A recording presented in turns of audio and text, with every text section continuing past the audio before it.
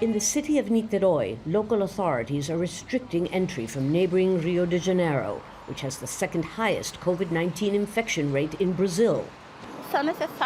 It's necessary because the population is not respecting social distancing, and that affects more people. If the virus isn't stopped now, who guarantees that it will be stopped later?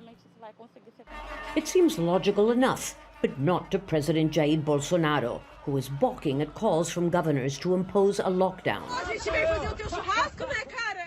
First, he went on a jet ski escapade on the day Brazil's death toll surpassed 10,000 and called fears of coronavirus paranoia.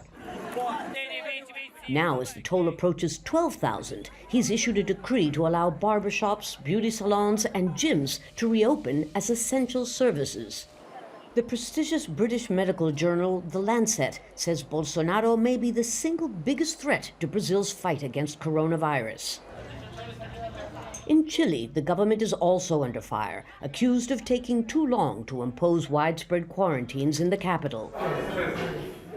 Infections have soared from 15 to more than 30,000 in just 2 weeks nationwide, the majority here in Santiago.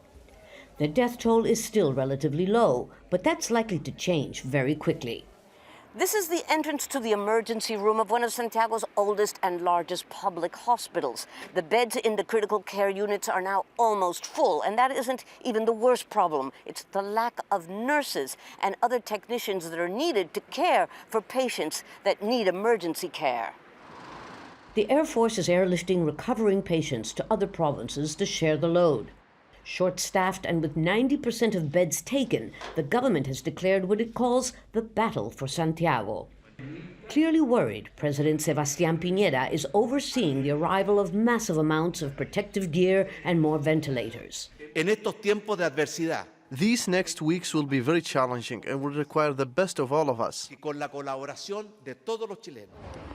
But many say the government should have done more already, like these mourners who are waiting for a loved one to be brought out for burial.